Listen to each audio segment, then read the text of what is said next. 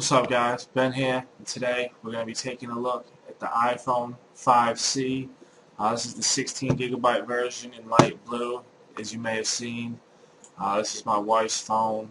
I'm primarily an Android man, so please forgive me if I'm not too informative about this, but I will do my best. So let's get to it. Alright, so here it is, the Apple iPhone 5C. Yeah, that just comes off quite easily, and then personally I would recommend taking this protector off first, as it'll make your life a bit easier trying to get the phone out of the plastic housing that it's in. But we'll take a look at that in a second. We'll just carry on with what's in here. Yeah, after that, there's a little tab you can pull up, and of course that tab actually has some Apple stickers on it. Great for laptops, PCs, or wherever you want to put them, really. Stickers are always handy. Uh, Nothing useful on that, just a little hello note, say hi, how you doing?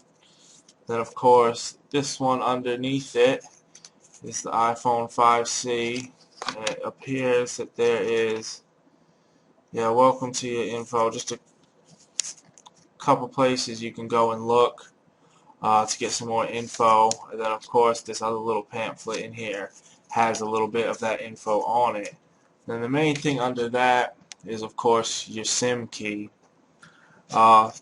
This is what you will use here to put your SIM in your phone. It releases the SIM tray, pops it out a bit so you can have access to it, so you can go ahead and put your nano SIM into your phone. Now, as you can also see, we have the wall plug, just the generic. This is the UK model, so it's got the 3 prongs on it. Of course, that is where the USB end of the connector power cord will go in, so you can charge it on up. We have Apple's headphones here that I'm a little bit jealous about the casing on. I went with the Samsung Note 3 for my phone, and the headphones are just kind of in there and a little bit of plastic wrap, where these ones get a nice hard plastic case, though. Well, I think they call them the iPod, not iPods, I don't know. Now, they've got a little special name that I can't remember at the moment, because like I said, right now, I'm an Android man. And then, of course, under the headphones is the lightning connector, which again, I'm a little bit jealous on it. At the one end, you have your normal USB connector, laptop, computer, wall charger. Then on the other end, you have the lightning connector, which I didn't realize until my wife just got this phone, is that it's a nice connector and it can be put in either way. So unlike our Android phones, where we've got to make sure we plug the connector in the right way, this one you can just pop it in the bottom of the phone either way and it'll work, which is, like I said, makes me a bit jealous. I am very I wish the Android phones were a little bit more like that, but maybe we'll see that in the near future here with the new USBs they're coming out for and everything. As I said here, yeah, be careful doing that, getting your phone out of that plastic. It fits in there just about perfectly. Um, do it over your bed, over a couch or something, so just in case you do drop the phone, at least it's not going to crack on day one. As I said, we've got the SIM key here, which goes on this little hole here, and of course, as most will know, you just pop it in, just push it in till you hear the pop, then the SIM tray, of course, then you can just pull it out, put your nano SIM in it, pop it back in, you're good to go.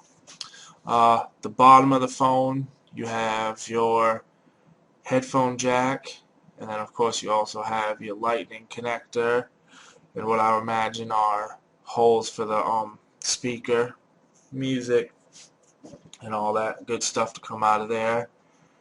On the other side, opposite of the SIM key, I don't know if you can really see them, but there you have your vibration switch, which I think It's kind of another nice little handy thing about iPhones. And then of course you have your volume up and your volume down buttons.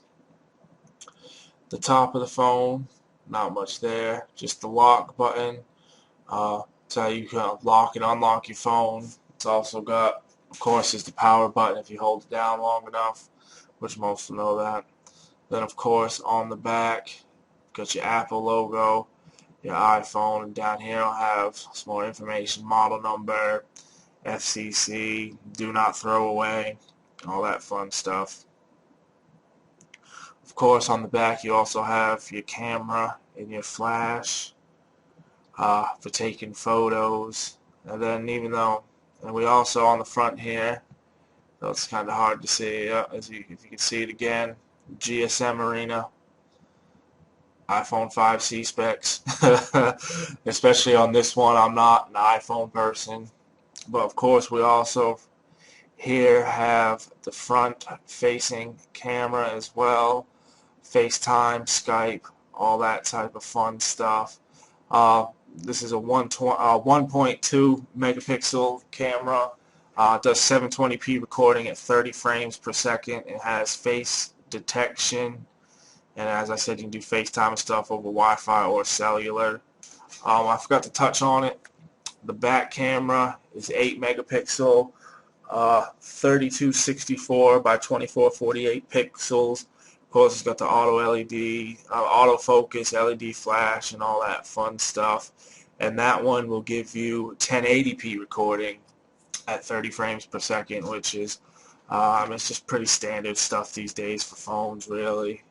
It's not the best, but it's not the worst. And I mean, coming from a phone, it is quite nice. So, the screen itself is, of course, 640 by 1136 pixels. 4.0 inches with 326 pixels per inch pixel density. It of course also supports the multi-touch, and it is a LED backlit IPS LCD capacitive touch screen. That's a lot. As I said, this does take the nano SIM, as all the iPhone 5s do. As far as I'm aware, they're the only phone that does it, but don't quote me on that. This, of course, is also the 4G LTE capable. So if those of you that have the 4G, of course, that'll come in handy. I mean, in this day and age, we all need to get to our internet quicker, get our emails quicker, and do everything a bit quicker, so it does come in handy.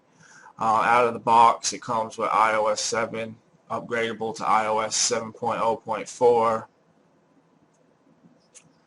and it has, of course, has a dual-core 1.3 gigahertz processor in it. And I mean, other than that, it's pretty much just like all the other phones, top-of-the-line phones, really. Of course, it has Bluetooth, Wi-Fi, Siri. Get a minute. Pardon me, a load of apps from Apple's iTunes App Store and all that, GPS, you can do all that stuff with it as well. So it's quite nice. It's got the triple-core graphics processor in it, so it does deliver some nice graphics. Like I said, that's pretty much it for the unboxing and the first look. I myself have never actually had an iPhone, and this is my wife's first one as well. So I'm going to go ahead and I'm going to let her play with it for a few days, and then I'll probably go ahead and swap with her, let her use my Note 3 for a few days so I can go ahead and just have the use of it. I mean, I'm an Android man, but I have no problems with iPhones. I like the bigger screen, and there are some things that are just easier for me to do on Android just because that's what I've had. So I do look forward to giving this one a bit of a try because it does have a bit bigger screen on it, and it's definitely a nicely designed phone. Please, if you could, like, subscribe, comment, dislike, leave some sort of activity on here, so I mean I can see my views going up, but it's nice to know that there are actually real people behind those views. And also, as I said, I've just done an unboxing for Note 3, as well. So if you're looking into that, that's on my channel as well. And as always, please, any questions, please just ask. If I don't know the answers, I can easily find them for you or get you pointed in the right direction, or even maybe hook you up with somebody who can help answer your questions about just about anything tech related. So please feel free to ask questions. Like I said, please check out my other videos. Thank you for watching.